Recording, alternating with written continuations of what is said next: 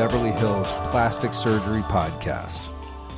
I want to first say a very hearty congratulations to my podcast co-host and associate in practice, Dr. Millicent Rovelo, who is here with me right now. How are you doing, Dr. Millicent Rovelo? I'm doing great. How are you? You are now, I'm doing great, but I think you are doing really great because you are now a fellow of the American College of Surgeons.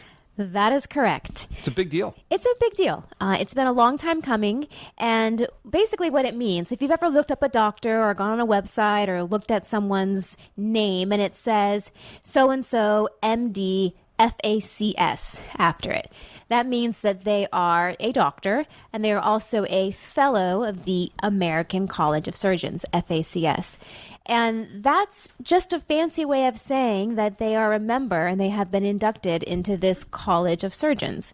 Which means a lot. Which means a lot. To become a fellow of the American College of Surgeons, first you have to become a guy to be a fellow. No, I'm just kidding. You have to you have to submit your application, which includes case lists, includes all of your boards. You have to be board certified. Right. So this is the main thing. It's a way of certifying who is legit and in practice.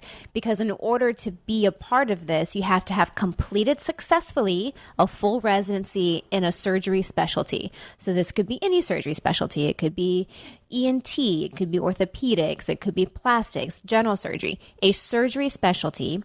You have successfully completed your board certification in that specialty, and you've accumulated a certain number of cases out of training that you then submit to the college.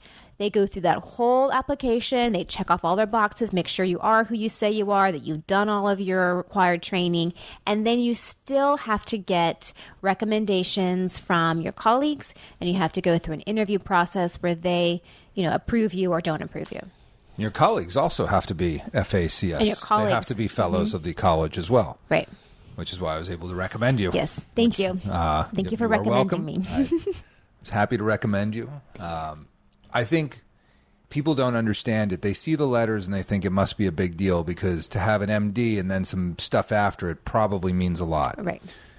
It does. What this means is that you've basically been vetted by the American College of Surgeons, and that is not something to take lightly. It means that your cases were looked at, that the chief of surgery at your hospital recommended you. Right. There's a lot that goes into it, and it is not a small credential, and it's actually really hard to get. A lot of people don't even try to get it because they know that they're not going to get confirmed. There's a lot of fake letters that people put after their names, which I don't want to single out any organizations that are not legit that try to mimic what we do. They add some extra A's, for instance, or they add some extra C's, for instance. But they try to make it look as though they've had the same sort of vetting process, but nothing is quite like being in the American College of Surgeons. So congratulations to you. Thank you. And it is a long time coming because you've been in surgery now for many years. Many years.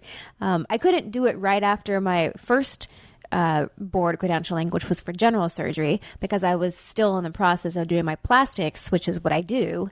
And so you kind of have to stop training at some point. You trained for a very long time. And then actually practice for a little while before you can get it. Yeah, you trained for a dog's age. I did train. Yeah. You did. And and then you also have now been in practice for quite some time. So lots of experience for the amazing Dr. Rovelo. Congratulations. Thank you. Let's talk about nipples. In a complete segue. Why not? As your inaugural podcast as a fellow of the American College of Surgeons, nipples are important. Nipples are huge. And the reconstruction and the things that we can do aesthetically, because you do a lot of breast reconstruction. Right. It is National Breast Cancer Awareness Month as well. It is, yeah. We got a lot to cover in this podcast. I know. It just got really long and difficult, so maybe we're going to split it up into a couple. But the nipple reconstruction is not nothing, and that's when you do nipple reconstruction for your breast cancer patients who have completely lost their nipples from cancer, from Cancer mastectomy, surgery. cancer surgery. Some people take them off even as a prophylactic measure, which is very common now in the BRCA 1 and 2 kind of populations. Some leave the nipples at that. What's your feeling about leaving